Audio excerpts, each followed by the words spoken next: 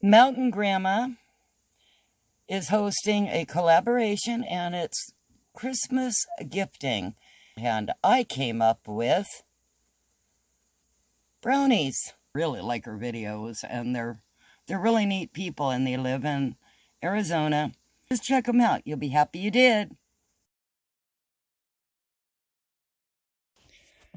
In here, I've melted the butter.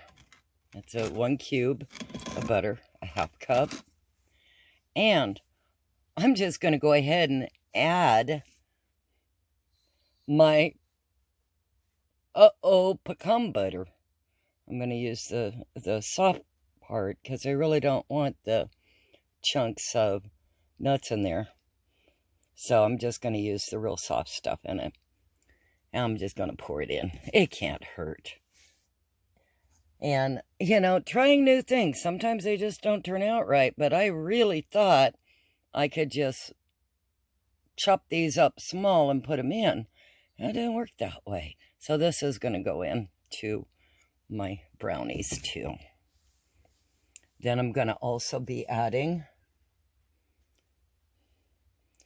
a teaspoon of my vanilla extract and 2 eggs.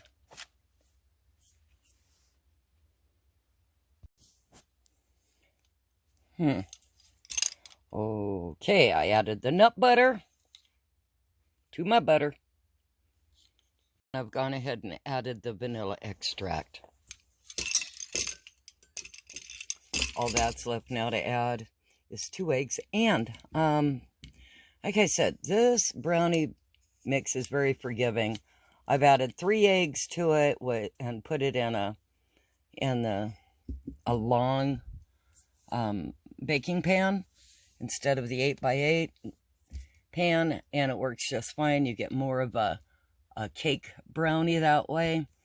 I've used 1/3 cup of oil instead of butter. You can play with the recipe, guys.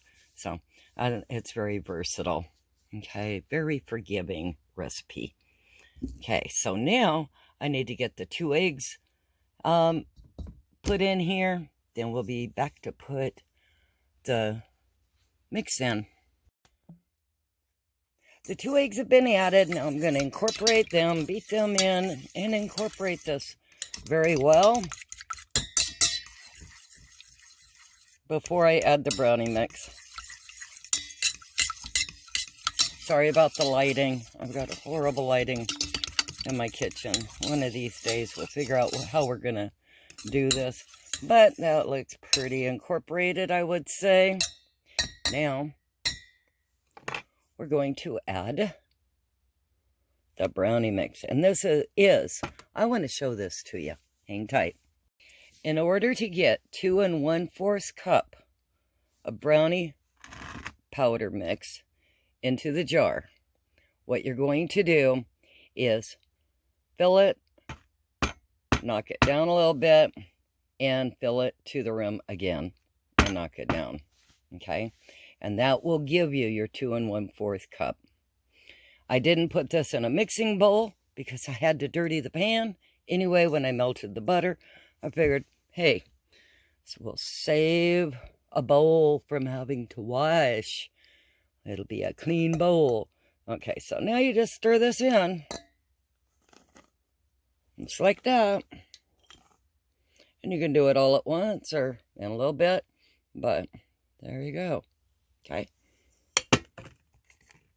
And we'll incorporate everything together. So I'll bring you back when I put it in the pan. It's in the pan. And we will be putting this in the oven. Preheated at 350 for 30 to 35 minutes. Brownies are done. Guess what we're having for dinner tonight? Brownies and vanilla ice cream. So these will be like a fudge brownie, not so much like a cake brownie. For a cake brownie, I add 1/3 egg to the batter. Rob's cutting the brownies.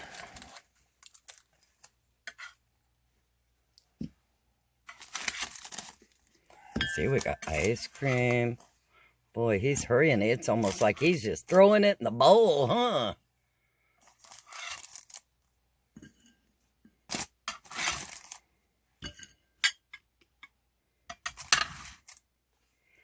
Sometimes it's okay to have dessert for dinner. And this is one of those nights.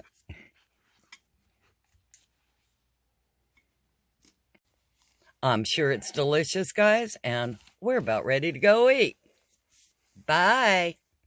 Like, subscribe, and share. And if you like off-grid projects, click the bell. Oh my goodness, I was going to try to chop some pecans to put into the brownies. And I can't believe it, I accidentally, this coffee grinder ninja thing,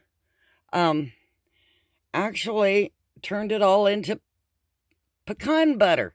And it didn't even get all the hard nuts out. So, let me open it up. Maybe I'll just throw that in the brownies too. We'll see. See? That is interesting. It's, oops, liquid. See? Got on my nail. But it's only nuts. I didn't add oil or anything. It just basically turned it all into nut butter. Wow. Anyway, I just thought I'd show you my little blooper thing there because I was just trying to chop nuts. I had no clue this would happen.